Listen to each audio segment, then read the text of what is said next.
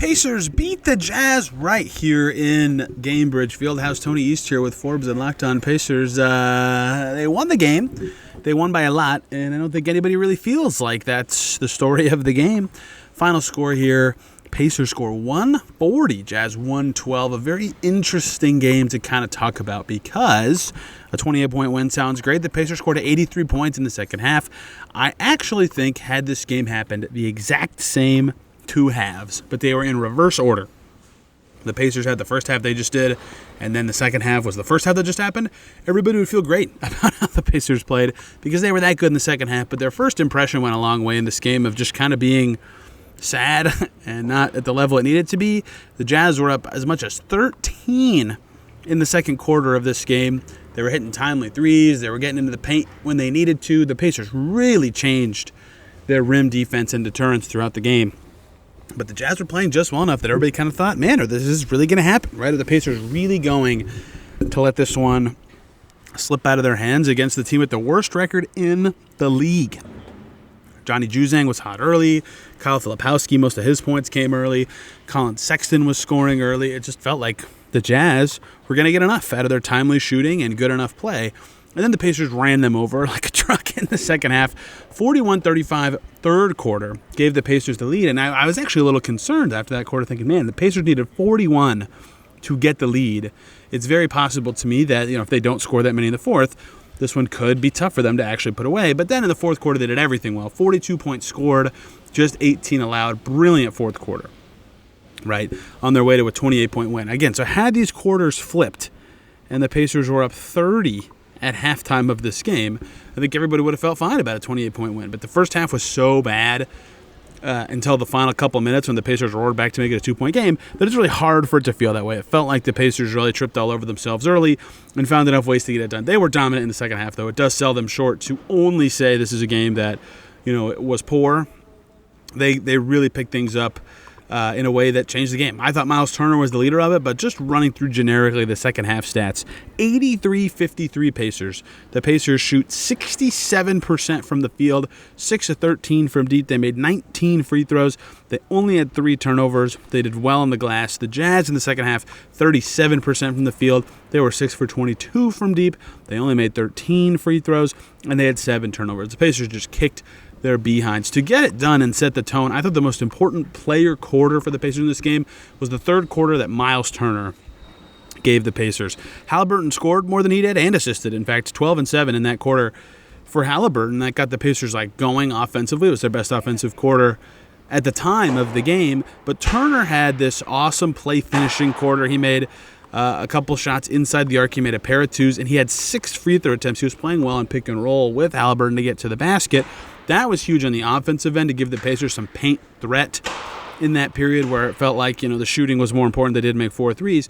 But the thing that really flipped the game was his defense. 4 blocks for Miles Turner, some of them extremely emphatic. And in this game, they turned those blocks into transition chances very quickly. The Jazz transition defense wasn't very good. The Pacers transition offense was excellent, and that combination led to great scoring chances for the Pacers off of blocks, not steals, but blocks.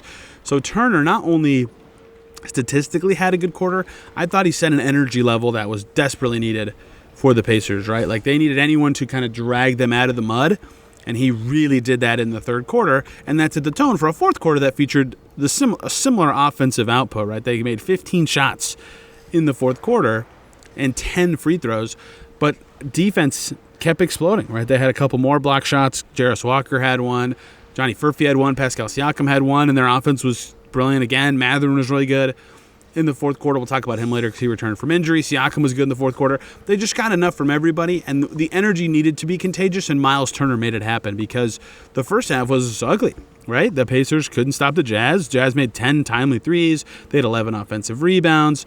They, just made 22 shots and played very well, and the Pacers couldn't quite keep up for much of the half. They, saw some struggles from Haliburton, who was 2 for 7 at the time, but everybody really picked it up in the second half, truly on both ends, I thought, and that's how the Pacers got it done. And really a lot of individual stat lines end up looking great, and that's going to be the case when you score 140 points. But I thought the standouts were that Turner's third and Haliburton's third, and then Pascal Siakam in the fourth, and also Ben Mathurin. In the end, I thought Turner's 26, 7, and 6 was the standout night, obviously. And 6 blocks tells a story here because the Pacers finished the game with 17 blocked shots. They're only the second team this entire season to have more than 15 blocks in a game as the team, the other one being the Dallas Mavericks on February 8th. A very impressive defensive night for the Pacers in that way. And they turned that into offense. It wasn't just block and get an extra possession. It was block and run or block and do something with it. And I thought that was a big story of this game. And their rim defense really ramped up. The Jazz 6 for 16 inside 4 feet after starting pretty well, I thought, at the basket. They really fell off. Turner deserves a ton of credit for that. But a lot of guys did better guarding their yard, as the Pacers like to say, keeping guys away from the rim. So that was, to me, the story of the game flow. A couple other little notes here and there. Another double-double for Haliburton. His streak continues as he had 0 turnovers. Benedict Mathurin returned from injury. Was kind of, ramping up slow. I thought the first couple quarters he could not buy a 3. In the fourth quarter, he was terrific for the Pacers. Benedict Mathurin in the fourth quarter, 3 for 5 from the field, 6 for 6 in the foul, and on his way to 12 points. That absolutely put the game away. And that was the story of his game, was the free throws. 6 of his 16 in total coming in that quarter, but 10 more across the rest. He was ferocious attacking the rim, even though his shots weren't falling. He did go 4 for 7 on 2s and got those free throws up on his way to 20 points. Good return from him as he ramps up for what would be his first playoffs ever, something he's looking forward to that he talked to us about after the game. You can see that interview right here on this channel. TJ McConnell was quite good as well, 6 for 7 from the field with 7 assists. He has really turned up his level a little bit of late. His shooting percentage just felt better. He's just felt more effective making those shots that he couldn't miss last season. I think that's been a really important thing for the Pacers. And then they split minutes between Ben Sheppard and Jarace Walker as like an 11th man in this one. Both of them played well. Sheppard made a 3, 4 rebounds, 2 assists, 2 steals for Sheppard, 7 boards, and 3 assists for Jarace Walker, who continues to play quite well. If they go 10 guys again soon, I'll be curious who they pick, because playing both was not on my bingo card. But playing 11, especially in a game like this when you're playing a team that, let's say, is inferior from a talent perspective, allows them to spread the minutes out. Nobody even hit 29 minutes for the Pacers in this game. Siakam at almost 29, Haliburton at almost 28. They probably played those guys more than they wanted, just given how close this game got. But I think in the end it works out for the Pacers. Everybody who hit the floor contributed something, and they get a win over the Jazz. Pacers now 46 wins on the season. They need 2 more wins to lock themselves into at least the 4-5 matchup, and they need 3 more wins to guarantee themselves home court advantage in the first round. They go to Denver for what could be their last game outside the Midwest the whole season, maybe until they make the conference finals.